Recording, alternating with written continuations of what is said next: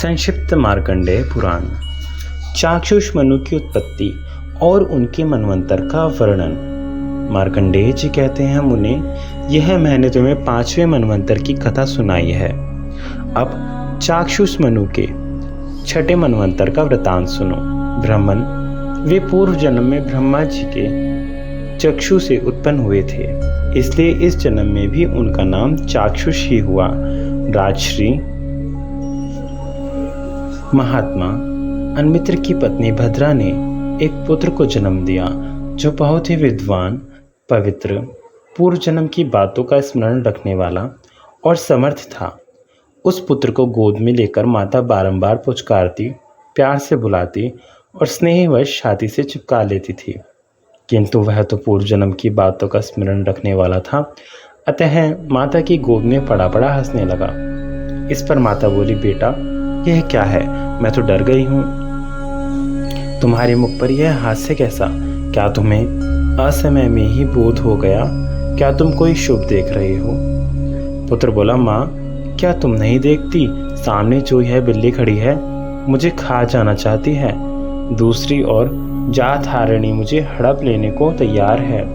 यह अदृश्य भाव से खड़ी है। इधर तुम पुत्र प्रेम के कारण अत्यंत स्नेहवश मेरी ओर देखती, बारंबार मुझे बुलाती और छाती से लगाती हो। तुम्हारे शरीर में रोमांच हो आता है। वात्सल्य स्नेह के कारण तुम्हारे नेत्र आंसुओं से भीग रहे हैं। यही सब देखकर मुझे हंसी आ गई। जैसे ये दोनों स्वार्थवश श्रीगद हृदय से मेरी ओर देखती हैं, उसी प्रकार तुम भी स्वार्थ को लेकर ही मुझसे स्नेह करती जान पड़ती हो। अंतर इतना ही है कि बिल्ली और जात हारिणी तो मुझे अभी खा जाना चाहती है और तुम धीरे धीरे मुझसे प्राप्त होने वाले उपभोग योग्य फल की कामना रखती हो। माता ने कहा, बेटा, मैं उपकार के लिए नहीं, प्रेम के कारण ही तुम्हें छाती से लगाती हूँ। यदि इससे तुम्हें प्रसन्नता नहीं होती तो इसका अर्थ यह है कि तुमने मुझे त्याग दिया। लो, तुमसे प्राप्त होने वाले स्वार्थ का मैंने परित्याग कर दिया। यूँ कहकर वह बालक को वहीं छोड़ सूती का गृह से बाहर निकल गई। उसी समय जात हारिणी ने उस शुद्ध आत्मा बालक को हड़प लिया और उसे ले जाकर राजा विक्रांत की पत्नी के शयन गृह में सुला दिया।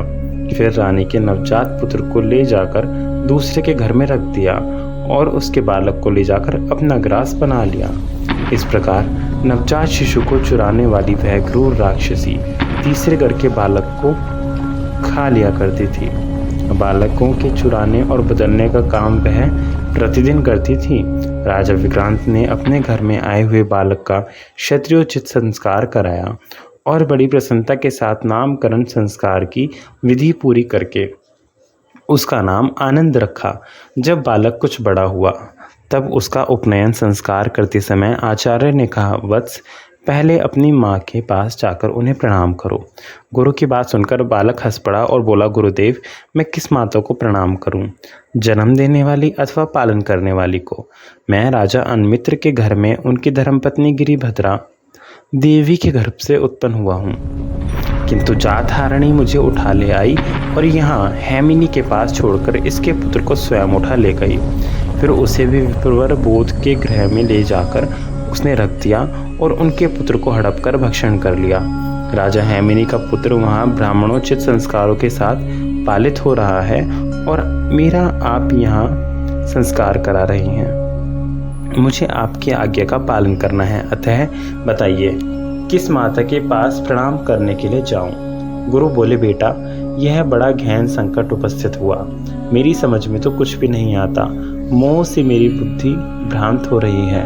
आनंद ने कहा, ब्रह्मर्षि, संसार की ऐसी ही व्यवस्था है, इसमें मोह के लिए कहाँ अवसर है? सोचिए तो, कौन किसका पुत्र है और कौन किसका बंधु? जीव जन्म लेने के बाद से ही मनुष्य का संबंधी हो जाता है, किंतु मरते ही उसके सभी संबंधी छूट जाते हैं। यहाँ भी जिसका जन्म हुआ है और जन्म के साथ ही बंधु बांधवों से संबंध जुड़ गया है, उस देह का अंत होते ही सारा संबंध टूट जाता है। इसीलिए मैं कहता हूँ, संसार में रहने वाले जीव का कोई भी बंधु बांधव नहीं है। भला कौन किसी के साथ सदा ही बंधुत्व निभाता है? मैंने तो इसी जन्म में 2 माताएं और 2 पिता प्राप्त किए। फिर यदि दूसरी देह धारण करने पर ये संबंध बढ़े तो इसमें आश्चर्य ही क्या है। अतः अब मैं तपस्या करूंगा। आप विशाल नामक ग्राम से इस राजा के पुत्र को, जो चैत्र नाम से विख्यात है, यहाँ बुला लीजिए। आनंद की बात सुनकर राजा अपनी स्त्री और बंधु बांधवों के साथ बड़े विस्मय में पड़े और उसकी ओर से ममता हटाकर उन्होंने उसे वन जाने की अनुमति दे दी। फिर अपने पुत्र चैत्र को बुलाकर उसे राज्य करने के योग्य बनाया और जिसने पुत्र बुद्धि से उसका पालन किया था, उस ब्राह्मण का भी भली भांति सम्मान किया। आनंद तपस्या में लगे थे। उन्हें तपस्या करते देख ब्रह्मा जी ने पूछा, वत्स बताओ तो सही, किस लिए इतना कठोर तप करते? आनंद ने कहा, भगवान, मैं आत्मशुद्धि के लिए तपस्या कर रहा हूँ। बंधन की हेतुभूत जो मेरे कर्म हैं उनका नाश हो जाए, यही इस तपस्या का उपदेश है। ब्रह्मा जी बोले, जिसके कर्म भोग का अधिकार क्षीण हो जाता है वह मुक्ति के योग्य होता है, जिसके पास कर्मों का संचय है वह नहीं। तुम तो सत्वाधिकारी हो, मुक्ति कैसे पा सकोगे? तुम्हें छठा मनु होना है। चलो अपने अधिकार का पालन करो। तुम्हारे लिए तपस्या की आवश्यकता नहीं है। मनु की मर्यादा का पालन करके तुम मुक्त हो जाओगे।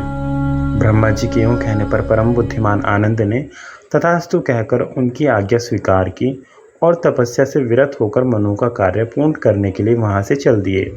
ब्रह्मा जी ने उन्हें तपस्या से हटाते समय चाक्षुष नाम से संबोधित किया, इसलिए वे उसी नाम से प्रसिद्ध हुए।